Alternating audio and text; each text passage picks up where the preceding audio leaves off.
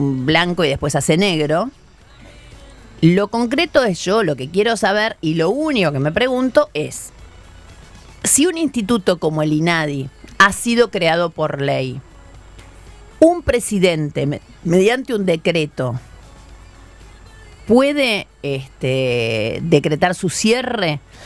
Como no soy constitucionalista, tenemos, escuchándonos en este momento, a Félix Lonigro, que sí es abogado, que sí es constitucionalista. ¿Cómo estás, Félix? Nancy Pasos te saluda.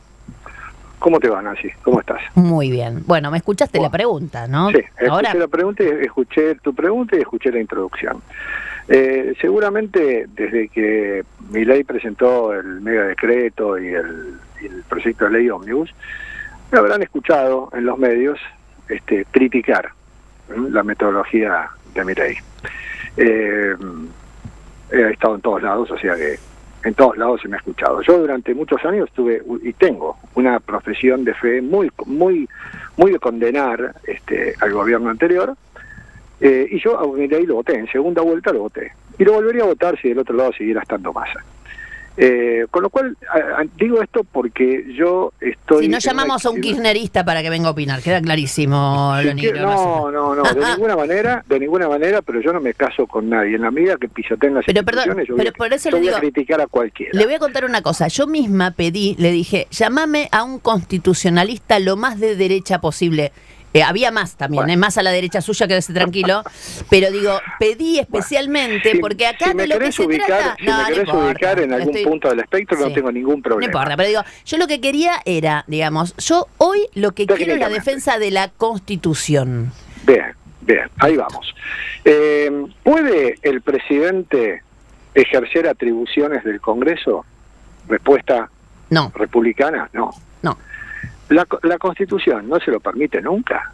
Sí, se lo permite. Respuesta, sí, se lo permite. Desgraciadamente, desde hace 40 años que soy docente, hace 40 años que vengo despotricando contra los DNU y mucho más desde el año 94. Con lo cual, yo te tengo que decir, Nancy, esto. El presidente hoy, técnicamente, puede dictar un DNU y hacer volar el INADI. ¿Por qué? Porque puede, a través de un DNU, ejercer una atribución del Congreso, como lo ha hecho con todo el contenido del mega DNU.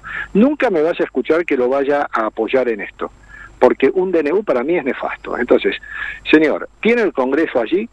¿Empiezan las sesiones ordinarias? Mande un proyecto de ley. Mande un proyecto de ley al Congreso. ¿Hay circunstancias excepcionales como requisito para un DNU para eliminar el INADI? No.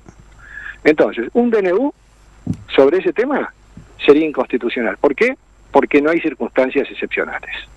Ahora, que él puede considerar que las haya y que lo dicte, es una potestad que tiene asignada por el artículo 99, inciso 3. Después podría ser judicializado y declarado eventualmente inconstitucional, tal como lo fue, por ejemplo, la parte laboral del DNU. Hasta ahora la Corte no dijo nada, pero hasta ahora fue declarado inconstitucional. Entonces, yo, ante la pregunta técnica si puede, te tengo que decir sí, porque está la herramienta es el DNU. Exacto. Pero yo no veo que haya circunstancias excepcionales que le den validez constitucional. Queda clarísimo. Ahora, en el fondo yo creo que si fuera por ley, yo avalaría y estaría de acuerdo con cerrar el INADI. No porque esté a favor de la discriminación. Soy constitucionalista y enseño derechos subjetivos y enseño el derecho a la igualdad y a la no discriminación. De manera que estoy lejos de pensar que la discriminación es algo bueno, al contrario, es pésimo. Pero hay un código penal y hay una ley antidiscriminatoria. Entiendo que no hace falta el INADI, pero si lo van a cerrar, que lo cierren como corresponde. Perfecto, eso queda clarísimo. Lo paso de tema porque tengo un montón de cosas para consultarte, más la verdad que te traería de columnista. Mira, te sentaría acá al lado mío, porque todos los días tengo discusión si esto es constitucional o no. La segunda pregunta tiene que ver con lo siguiente. Ya me dijiste que para vos los DNU no, etcétera, etcétera. Vos sabés que el presidente también, cuando se le cayó la ley Ómnibus, tuvo como una medida con respecto justamente a estos fondos que se entregaban a las provincias, pero también a la Ciudad de Buenos Aires y la provincia de Buenos Aires, al AMBA, los fondos para el transporte. Hay recién a la una, o sea, esto es factible que vos no lo sepas, pero a la una, un juez en Chubut decretó que el gobierno no puede, digamos, dejar sin estos fondos a las provincias, ¿no? Es juez de primera instancia en justicia federal. Sí. Esto, digamos, ¿cabe para el resto de las provincias o como es un juez de Chubut es solo para Chubut? No, es un juez, claro, no solamente porque sea un juez de Chubut. En los expedientes judiciales, las sentencias rigen para los casos concretos que se llevan a su consideración y por lo tanto quien lo ha solicitado es el gobierno de Chubut. No sé si fue el gobierno de Chubut el que lo solicitó. Sí, exactamente. Hizo un planteo. En realidad no sé por qué no fue a la corte directamente. Porque si es el gobierno de Chubut... Y porque tenía miedo que esperaran un montón. No, porque al contrario. Ahora esta sentencia va a ser apelada, va a ir a segunda instancia, después va a ir a la corte. Tal como hizo Quintela, que para plantear la inconstitucional del DNU fue directamente en competencia originaria a la corte. Cuando una provincia es parte en un juicio, la provincia puede litigar directamente en la corte. Claro. Ahora, la Corte hasta ahora se está mirando para otro lado. La Corte está esperando, que es el único caso que tiene a su disposición, que es el de Quintela, con respecto al DNU. La Corte está esperando que se desarrollen los hechos políticos, porque si el Congreso rechaza con las dos cámaras el mega DNU, la Corte va a decir, bueno, listo, ya para qué voy a participar. Ahora, si lo aprueban, bueno, entonces después la Corte se pondrá a evaluar si ese DNU es inconstitucional en todo, en algunas de sus partes, etcétera. Con respecto a este punto concreto del transporte, bueno, la verdad que no he leído los argumentos, porque me estás anoticiando ahora de esto, no he leído los argumentos como para opinar si son válidos o no. Yo, sinceramente, tendría que ver si ¿tenés hay algún argumento? Para le pregunto a Lucas, no, sí, ¿hay argumentos? Ese dice yo tengo un textual, todavía no tengo el completo, pero dice: se abstenga de dictar y ejecutar cualquier acto que persiga la eliminación y o reducción del Fondo Compensador del Interior con significación en el transporte urbano y suburbano de pasajeros, y atención a esta parte, en jurisdicción de la provincia de Chubut. Es decir, que el juez habla de la provincia de Chubut. Claro, pero no dice ahí el por qué, no da los argumentos. Cita el artículo 28 de la Constitución, por ahí acá el doctor sabe bien cuál es. No, porque el artículo 28 de la Constitución es un artículo que dice que los derechos que están reconocidos en la Constitución no pueden ser alterados por las leyes que los reglamentan. O sea, es como muy... La nada no sé si pasó en eso, la nada misma, muy genérico eso. Pero también hay que ver si declaró la invalidez o si es una medida cautelar eso, que rija... Es una medida cautelar.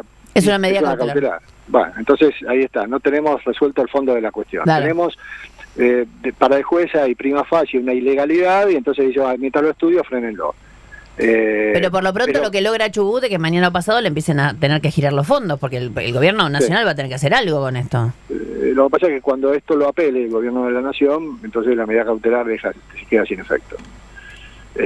No sea la nada misma. Es un precedente, por lo menos. Sí, ni siquiera, porque un precedente es un juez de primera instancia en la provincia. No. Finalmente, si todo termina en la Corte, el verdadero precedente es el de la Corte. Okay. Así que esa es una medida cautelar que rige mañana. En cuanto apelen, esto vuelve a foja cero. Claro, totalmente. Puede ser de 24 horas nada más. Queda clarísimo. Por último, para vos, el famoso DNU, claramente, el grande, también es inconstitucional. Es inconstitucional porque no hay circunstancias excepcionales en todo. O sea, no es todo inconstitucional para mí. Creo que es inconstitucional en la mayoría de sus aspectos. Para mí todo lo que dentro del DNU tiene que ver con la desregulación económica, con la reforma del Estado, con el tema de los alquileres, de la reforma laboral, para mí son cosas que podrían ameritar una excepcionalidad, podrían ameritarla. Yo soy muy estricto con las circunstancias excepcionales. Si el Congreso está, tendría que ir al Congreso.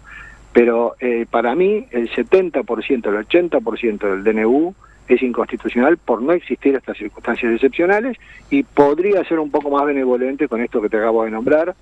No obstante lo cual, la Corte tiene dicho que una circunstancia excepcional es una guerra que impide un tsunami, que impida que los legisladores puedan llegar al Congreso. Claro. Así que si lo vemos desde ahí, entonces ya es claramente inconstitucional todo. Queda clarísimo. Félix Lonigro, abogado constitucionalista, muchísimas gracias. Tus tardes tienen el ritmo que buscabas.